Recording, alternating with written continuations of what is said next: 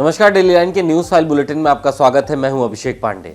इस बुलेटिन में हम आपको बताएंगे कि कैबिनेट विस्तार के बाद झारखंड की चंपई सरकार अब किस मुसीबत में फंस गई है और बताएंगे पीएम मोदी के लखनऊ आगमन पर राजधानी लखनऊ में पुलिस ने क्या सुरक्षा के इंतजाम किए हैं।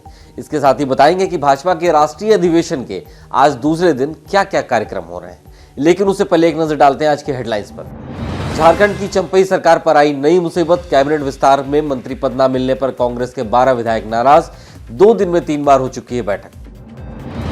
PM Modi ground breaking ceremony 2024 का कल करेंगे उद्घाटन। प्रधानमंत्री की सुरक्षा में लखनऊ पुलिस ने किए सख्त इंतजाम।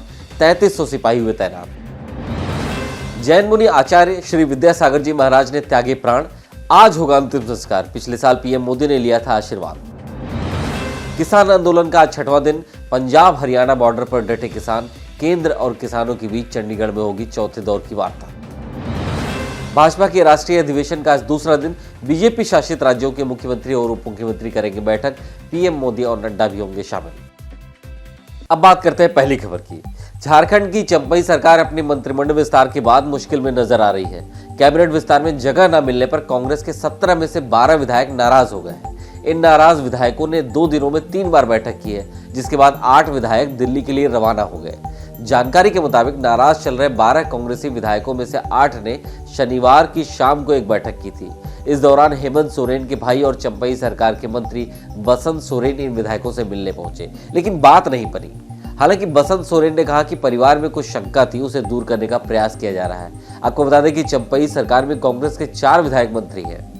अब बात करते हैं अगली खबर की। प्रधानमंत्री नरेंद्र मोदी 19 फरवरी को यूपी की राजधानी लखनऊ के दौरे पर आ रहे हैं। पीएम मोदी इंदिरा गांधी प्रतिष्ठान में होने वाले ग्राउंड ब्रेकिंग सेरेमनी 2024 का उद्घाटन करेंगे। वहीं पीएम मोदी के आगमन पर सुरक्षा व्यवस्था के पुख्ता इंतजाम किए गए हैं। यहाँ इंदिरा गांधी प्रतिष्ठान के आसपास ऊंची इमारतों पर कमांडो तैनात रहने के साथ ही पूरे इलाके को नो फ्लाइंग जोन घोषित कर दिया गया है। सुरक्षा के लिए 3300 पुलिस कर्मियों के साथ 5 कंपनी पीएसी, एनएसजी की कमांडो और एटीएस की स्पेशल टीम को भी लगाया गया है। वहीं 600 पुलिसकर्मी ट्रैफिक के लिए भी लगाए गए हैं। अब बात करते हैं अगली खबर की। दिगंबर मुनि परंपरा के आचार्य श्री विद्यासागर जी महाराज ने अपना शरीर त्याग दिया है। उन्होंने छत्तीसगढ़ के डोंगरागढ़ स्थित चंद्रगिरी तीर्थ में शनिवार देर रात 2:35 पर अपने प्राण त्याग दिए।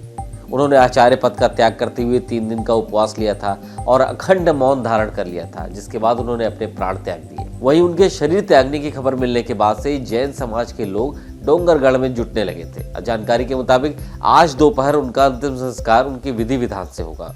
आपको बता दें कि पिछले साल 5 नवंबर को पीएम मोदी ने डोंगरगढ़ पहुंचकर मुनि श्री का आशीर्वाद लिया था। तब उन्होंने सोशल मीडिया पर लिखा था, आचार्य श्री 108 विद्यासागर जी का आशीर्वाद पाकर धन्य महसूस कर रहा हूं। अब बात करते हैं अगली खबर की।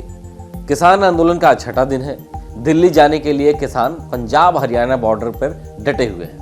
इस दौरान आज केंद्र और किसानों के बीच में चंडीगढ़ में मीटिंग होगी। दोनों के बीच ये चौथे दौर की वार्ता है। इससे पहले 3 बार मीटिंग्स बेनतीजा रही हैं। इस मीटिंग में कोई फैसला ना हुआ तो किसानों ने दिल्ली कूच करने का ऐलान किया है। वहीं हरियाणा में भारतीय किसान यूनियन ने कुरुक्षेत्र में किसान खाप पंचायत बुलाई है। यहाँ से हरियाणा में आंदोलन शुरू करने का ऐलान किया जाएगा। उधर हरियाणा के 7 जिलों में 19 फरवरी की रात 12 बजे तक इंटरनेट बंद रहेगा। इन जिलों में अंबाला, कुरुक्षेत्र, कैथल, जींद, हिसार, फतेहाबाद और सिरसा शामिल है। इसके साथ ही आज पंजाब में सारे टोल फ्री रहेंगे। अब बात करते हैं अगली खबर की। दिल्ली के भारत मंडपम में आयोजित बीजेपी के राष्ट्रीय अधिवेशन का आज दूसरा दिन है। आज बीजेपी शासित राज्यों के मुख्यमंत्री परिषद की बैठक होगी। इस मीटिंग में बीजेपी शासित राज्यों के मुख्यमंत्री और उप मुख्यमंत्री शामिल होंगे। इस बैठक में नरेंद्र मोदी और जेपी नड्डा भी मौजूद रहेंगे।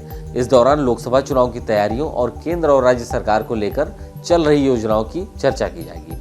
वहीं अधिवेशन का समापन पीएम मोदी के भाषण के साथ होगा। अब बात कर लेते हैं अगली खबर की।